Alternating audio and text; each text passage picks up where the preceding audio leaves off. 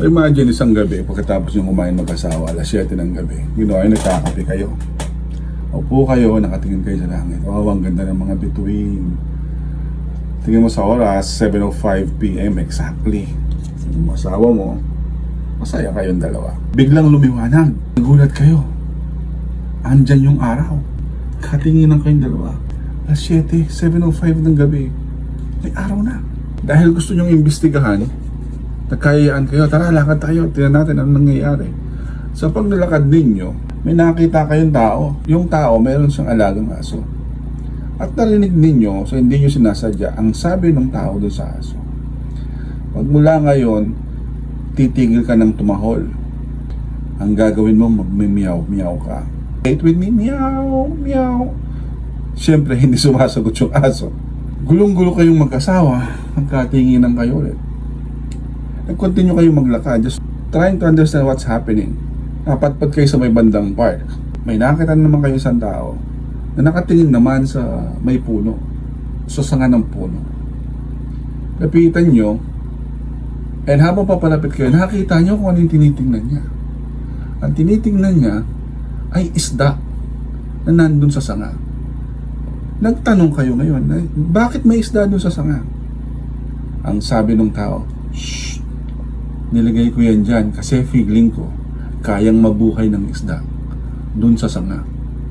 Kanina ko pa siya kinakausap. Kaya niya yan. Pakamot-kamot kayo ng ulo, umalis kayo, iniwan niyo yung tao na yun. Nag-decide kayo na umupo sa isa sa mga benches doon sa park. At habang nakaupo kayo doon, sa di kalayuan, may nakita kayong isang babae na may daladalang aquarium. Hirap na hirap siya.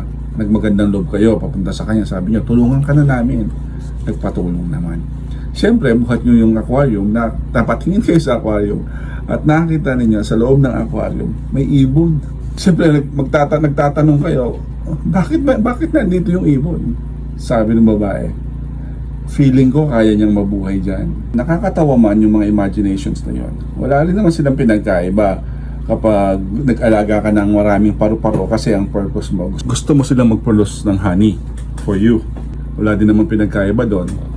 Kapag yung mga water lily ay gusto mong itanim sa lupa at maging punong kahoy.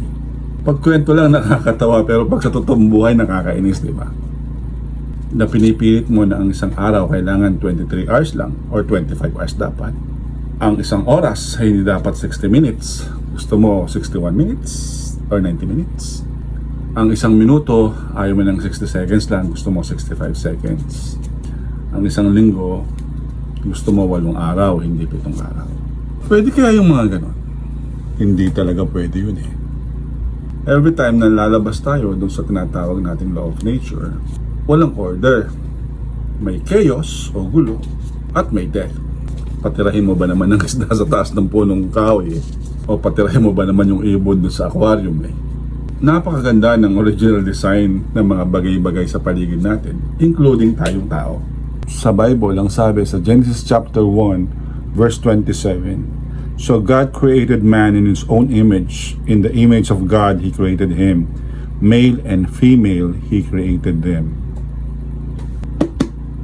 Kapag ayaw mong pumayag na ang kinreate ng Diyos ay babae at lalaki lang, at ayaw mong pumayag na male and female lang ang gender na meron, wala kang pinagkaiba sa mga kinuwento ko kanina. In a more and deeper look at what's happening and what's going on in our society now. Nangyaring lahat yan nung pinasok ni Satan. Ng devil, sinira niya yung original design ng God sa tao.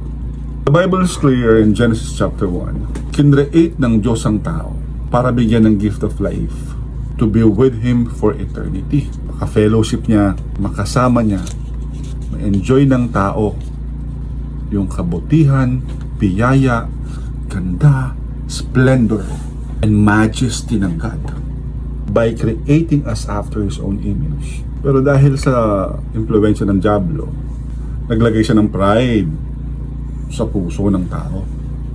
Ang sabi niya, hindi kayo mamamatay. Magiging katulad kayo ng Diyos. O diba, very evident ngayon. Ang sabi, there are at least 2 genders. Di ibig sabihin more than 2 na. Bakit? Dahil sa salitang I feel like, pakiramdam ko, ako. Pride. Gusto mong mag-act independently outside doon sa design ng Diyos. Kaya ayaw mong tanggapin na ikaw ay lalaki o ikaw ay babae. The Bible is clear bakit kinreate ng God ang babae at lalaki is to procreate. Paano magpo-procreate ang lalaki sa lalaki o babae sa babae? Same, paano mabubuhay ang isda sa sanga? Paano mabubuhay ang ibon sa ilalim ng tubig? Paano magmamiyaw-miyaw ang aso? Paano magpupudos ng honey ang butterflies? Pero dahil matigas ang ulo mo, you have to respect what I feel. Do not invalidate my feelings. I am not invalidating your feelings. I am correcting your point of view. Hindi mo pwedeng sirain ang design ng God dahil lang feeling mo pinanganak kang ganyan.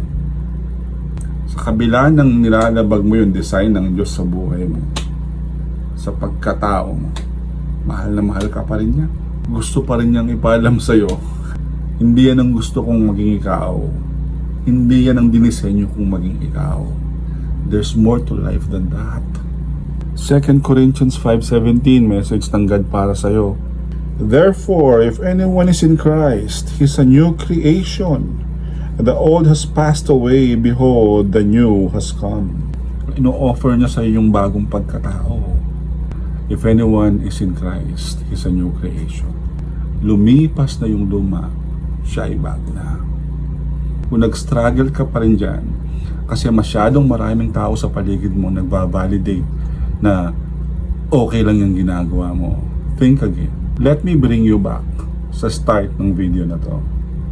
Nakakatawa ng isang tao, pinipigilan ng aso na tumahol at gustong magmeow-meow ang aso. Nakakatawa rin na pilitin ng isda na tumira sa taas ng punong kahoy o sa sanga ng punong kahoy. Isang malaking kalokohan din na kapag ang ibon ay gusto mong mabuhay sa aquarium, wala yung pinagkaiba sa sitwasyon mo ngayon. And God wants to save you sa hukay na yun. Hindi kailangan ng talino para maintindihan yun eh. Jesus Christ wants to set you free. Kahit yung death, in-overcome niya para sa'yo. Yan pa kayang malaking lie ni Satan na yan sa buhay mo, ang hindi niya kaya. Start trusting in Jesus. I'm gonna leave this video here. Balik-balikan mo. Once you realize kailangan mo ng kausap, I'll be here for you. God bless.